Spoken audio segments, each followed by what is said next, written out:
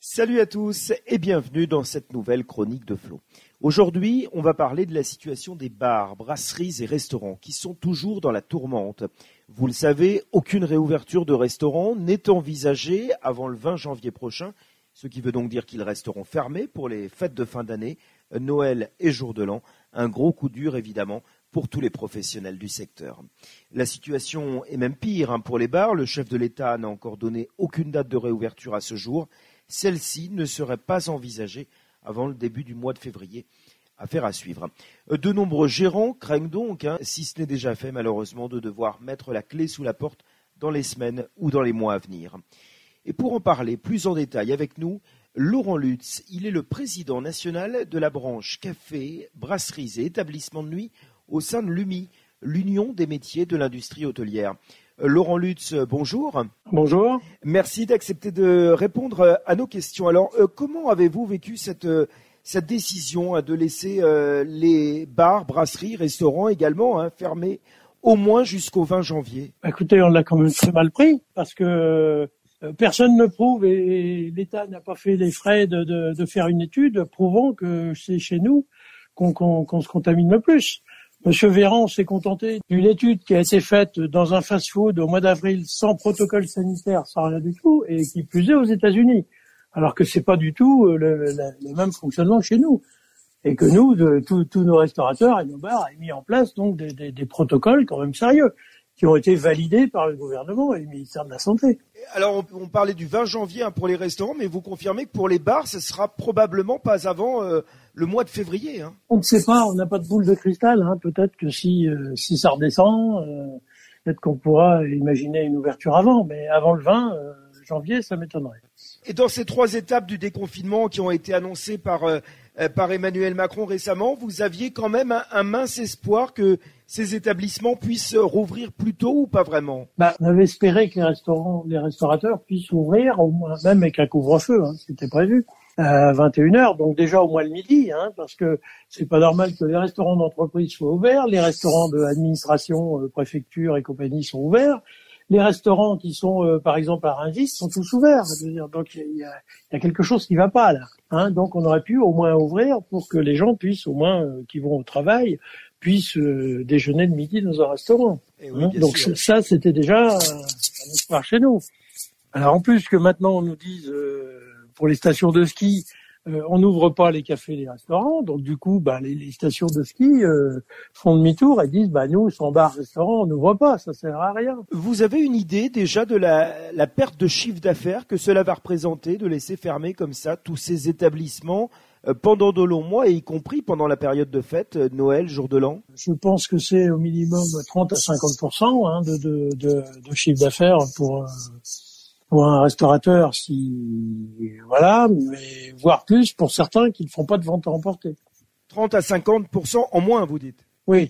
Et ceux qui font pas de vente à emporter, c'est 100% vu qu'ils sont fermés. Les bars de nuit, les bars qui ne font pas de click and connect, eux, c'est 100% du chiffre d'affaires. Et justement, ce système de vente à emporter, comme ça, qui a été mis en place dans les restaurants pendant cette période, c'est important selon vous ? Ça apporte 10% de chiffre d'affaires maximum. 10%, donc ça paye juste l'eau, le gaz, l'électricité, c'est tout. Et est-ce que ça vous surprend quelque part qu'il y ait un allègement comme ça significatif du confinement, qu'on réouvre les commerces non essentiels, les lieux de culte, mais par contre aucune réouverture de bars envisagée ? Ça fait comme les remontées mécaniques.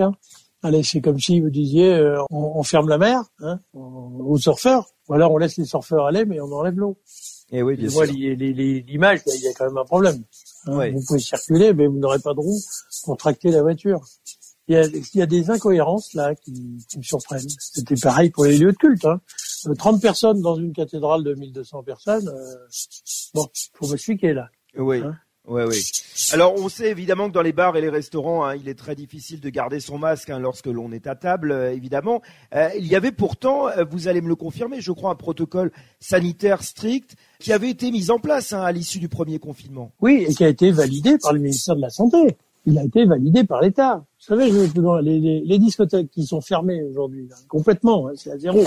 Nous avions discuté avec le ministère de la Santé sur un protocole qui avait été accepté par les médecins du Haut Conseil. Et c'est vraiment donc M. Véran qui a appuyé dessus en disant non. On supprimait les pistes de danse, etc. C'était un protocole draconien et qu'aurait évité d'avoir tout ce cluster qu'il y a eu cet été si les discothèques étaient ouvertes, parce que déjà on obligeait les gens à avoir stop Covid, il y avait du gel, c'était uniquement par table de 10, enfin par groupe par lequel ils arrivaient, donc je veux dire c'était quand même très rassurant, et sachant en plus que dans une discothèque on renouvelle l'air comme dans les avions tous les 9 minutes. Par des extractions. Et comment ça se passe? Vous seriez prêt à renforcer ce protocole sanitaire? Non. C'est-à-dire qu'il y a eu un protocole qui a été validé déjà, qui espace les tables. On était à 4 mètres carrés par client. En dessous, c'est pas viable. Vous pouvez pas mettre 8 mètres carrés dans un restaurant par personne. C'est pas possible. Donc là, ça ferait 70% de baisse de jauge. Un restaurateur, vaut mieux qu'il reste et qu'il bénéficie des aides et qu'il ferme. Et s'il peut pas, vaut mieux encore qu'il licencie parce que ça ne sera pas possible. Donc, ces protocoles ont été validés. Ils ont montré que ça fonctionnait pas trop mal. Je dis bien, aujourd'hui d'ailleurs, nous avions un recours. Nous sommes passés en audience au Conseil d'État.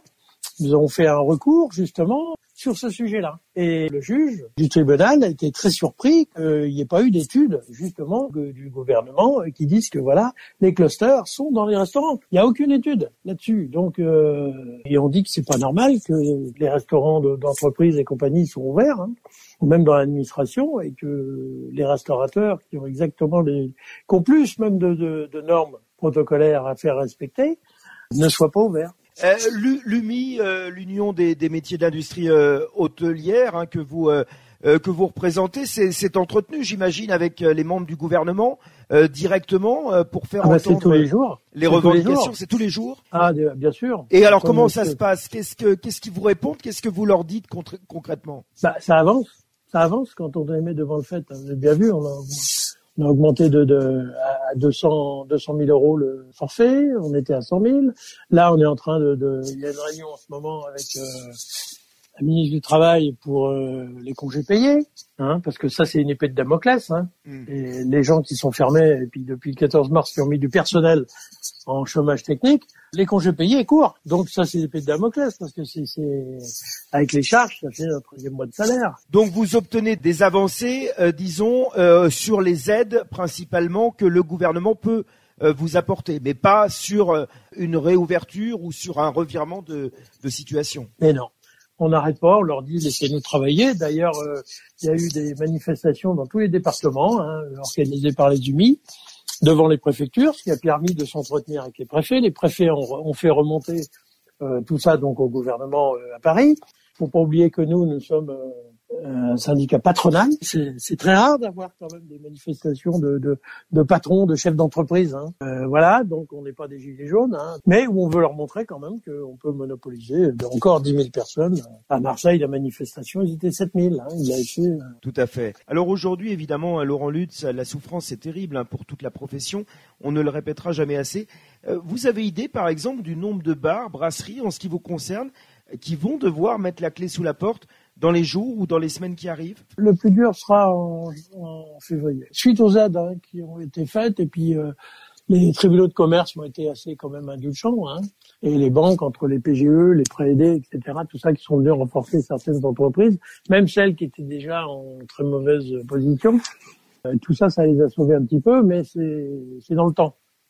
Je pense que dès qu'il va y avoir la reprise, il faut surtout pas qu'il y ait une troisième vague, parce qu'alors là, ça serait la fin des haricots. Eh oui. Et il y a déjà beaucoup de bars qui ont dû fermer en France de manière générale? Oh, en tout, entre café et restaurant, on est à 20%. 20%, vraiment oui. dû au Covid? Oui, bien sûr, dû à la fermeture. Oui. Beaucoup aussi en campagne, dans la ruralité. Que pensez-vous des aides, donc de manière générale, là, qui ont été annoncées par le gouvernement pour faire face à cette crise? Vous en avez un peu parlé tout à l'heure. On parle d'un versement de 20% de leur chiffre d'affaires si l'aide est plus avantageuse que les 10 000 euros versés dans le cadre du fonds de solidarité? Ça dépend du chiffre d'affaires. Si quelqu'un qui fait 15 000 euros par 20%, ça lui fera que 3 000 euros.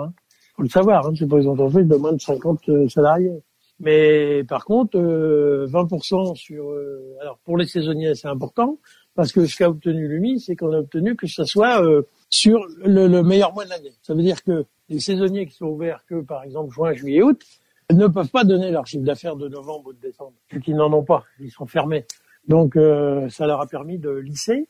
Et ça va leur permettre de toucher des aides aussi quand même. Et ça peut quand même permettre, alors en fonction évidemment du chiffre d'affaires aussi, mais à des tenanciers d'éviter la faillite tant redoutée. Bah oui, bien sûr, parce que si ceux qui ont réussi à obtenir un prêt aidé, là il va y avoir en plus de 550 millions d'euros qui vont être mis donc sur un fonds de solidarité qui permettra donc des prêts directs de l'État à certaines entreprises. Hein.